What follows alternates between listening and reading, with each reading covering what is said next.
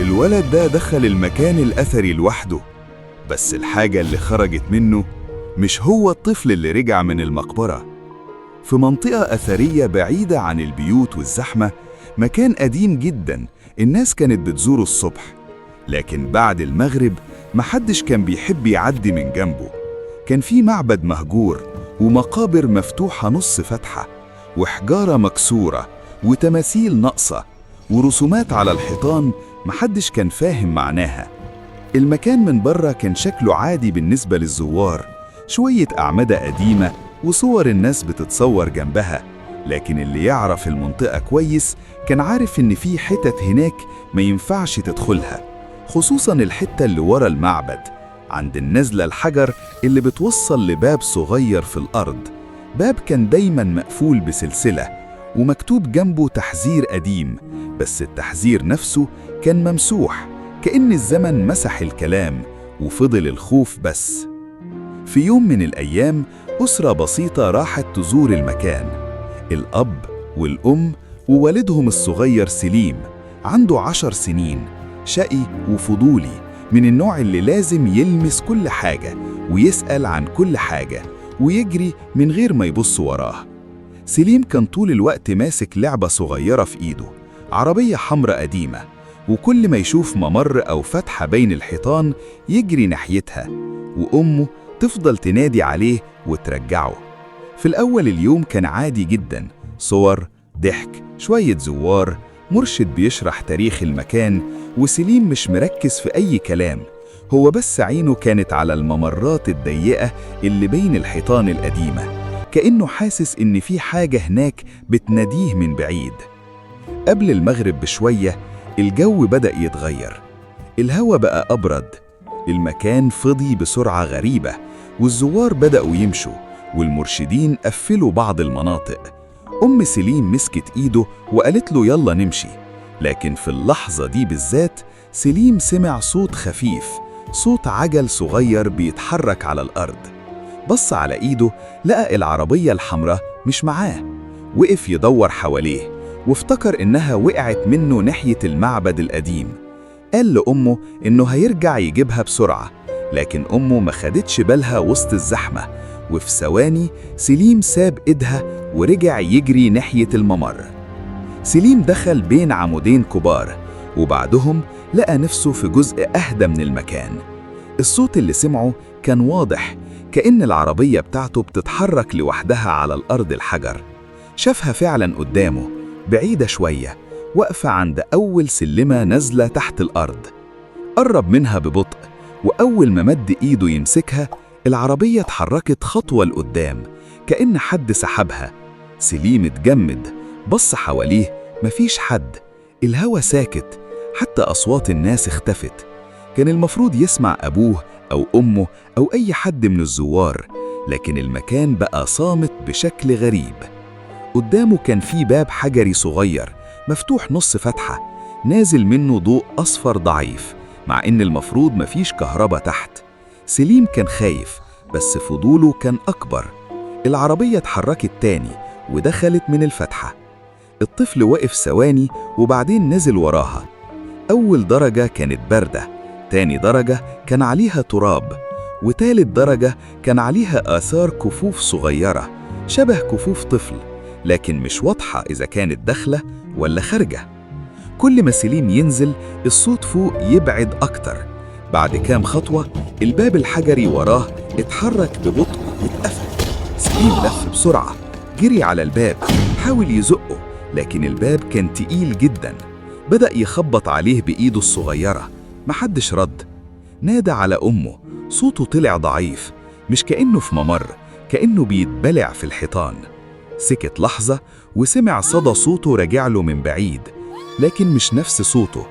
الصدى كان أبطأ وأخشن، وكأنه ولد تاني بيقلده من بعيد. سليم بدأ يمشي في الممر. الحيطان كانت مرسومة عليها أشكال قديمة، ناس واقفة في صف، وطفل صغير ماسك لعبة حمراء، وراجل طويل لابس قناع حيوان. الرسمة خلت سليم يقف مكانه، لأن الطفل اللي على الحيطة كان ماسك حاجة شبه العربية بتاعته. قرب من الرسمة ومد إيده يلمسها.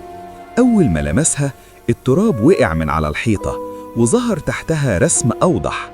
نفس الطفل بس واقف قدام باب، وورا الباب ظل طويل جدا. سليم رجع خطوة لورا. في اللحظة دي سمع صوت عربيته تاني. الصوت جاي من آخر الممر. مشي ناحيته، وكل خطوة كان يحس إن الممر بيطول. الأرض تحت رجله كانت مليانة تراب، لكن وسط التراب كان في آثار أقدام صغيرة، أقدام طفل ماشية قدامه. الغريب إن المقاس كان نفس مقاس رجله، والأغرب إن الآثار كانت بتتكون قبل ما هو يمشي عليها، كأن في نسخة منه ماشية قدامه بثواني. وصل سليم لأوضة واسعة تحت الأرض. في نص الأوضة كان في تابوت حجري صغير، مش كبير زي توابيت الكبار، لأ، تابوت على قد طفل. جنبه كانت العربية الحمراء واقفة. سليم قرب منها، لكن قبل ما يمسكها سمع صوت من جوه التابوت، خبطتين خفيفين ثم خبطتين تاني. سليم وقف، عينه على الغطا الحجري. الصوت اتكرر، وبعده سمع نفس طفل، نفس قريب جدا. فجأة غطا التابوت اتحرك سنة بسيطة. سليم جري ناحية المخرج، لكنه اكتشف إن الممر اللي دخل منه مش موجود. مكانه بقى حائط كامل عليه رسمة جديدة. الرسمة كانت لطفل بيجري ووراه ظل طويل مسكه من كتفه. فوق الأرض الأم بدأت تدور على سليم. الأول افتكرته بيروح عند أبوه، والأب افتكره مع أمه، لكن بعد دقايق الخوف بدأ يظهر. نادوا عليه وسط المكان، الحراس دوروا، المرشدين فتحوا الكشافات، وكل الناس بدأت تنده: سليم يا سليم، لكن مفيش رد. واحد من الحراس، راجل كبير اسمه عم رجب، لما سمع إن الطفل اختفى ناحية المعبد القديم وشه اتغير. قال لهم بلاش المنطقة دي. الأب اتعصب وقال له ابني ضايع وانت بتقول بلاش؟ عم رجب سكت، وبعدين خد كشاف ومشي معاهم ناحية النزلة الحجر. لما وصلوا عند الباب الصغير لقوه مقفول بالسلسلة. الأم قالت مستحيل يكون دخل، الباب مقفول. لكن عم رجب قرب من السلسلة وبص عليها، لقاها باردة جدا وعليها تراب واقع حديث، كأنها اتفتحت واتقفلت من شوية. الأب حاول يكسرها والحراس ساعدوه، وبعد تعب فتحوا الباب ونزلوا. الممر كان ضيق والهواء تحت بارد جدا. نادوا على سليم والصدى رجع ليهم، لكن الصدى رجع بصوت طفل بيضحك. الأم اترعبت والأب كمل جري. تحت سليم كان واقف في الأوضة قدام التابوت. الغطا اتفتح أكتر، ومن جوه طلع إيد صغيرة، إيد طفل، لكنها ناشفة، لونها رمادي، وأصابعها طويلة أكتر من الطبيعي. الإيد مسكت العربية الحمراء ودخلتها جوه التابوت. سليم ما قدرش يتحرك. كان سامع صوت أمه من بعيد، لكن الصوت كان ضعيف، كأنها بتناديه من حلم. حاول يصرخ لكن صوته ما طلعش. في اللحظة دي ظهر ولد صغير من ورا التابوت، شبهه بالظبط، نفس الطول، نفس الشعر، نفس الهدوم، بس عينيه كانت سودة بالكامل وما فيهاش بياض. الولد التاني ابتسم لسليم ابتسامة بطيئة جدا، وبعدين رفع ايده وحط صباعه على بقه كأنه بيقول له اسكت. سليم رجع لورا، لكن رجله خبطت في الحيط. الولد قرب منه خطوة، وكل ما يقرب الحيطان كانت ترسم مشاهد جديدة، مشاهد لأطفال كتير، كلهم واقفين بنفس الوضع، وكل واحد وراه نسخة تانية منه. سليم فهم إنه مش أول طفل يدخل المكان ده.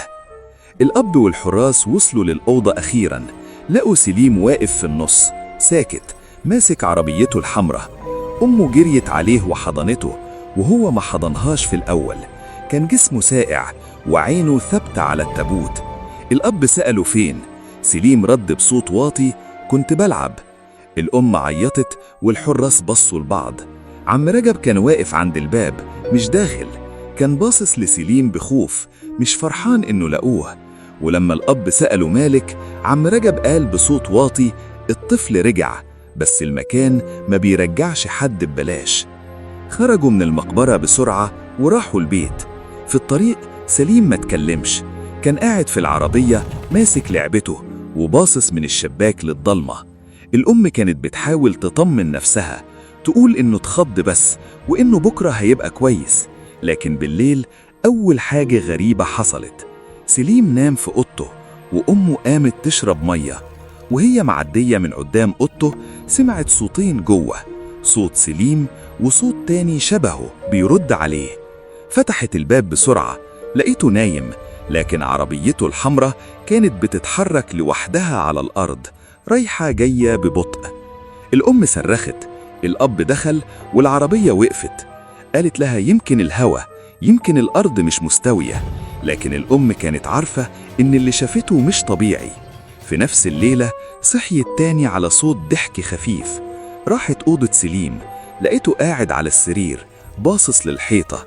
سألته صاحي ليه؟ ما ردش.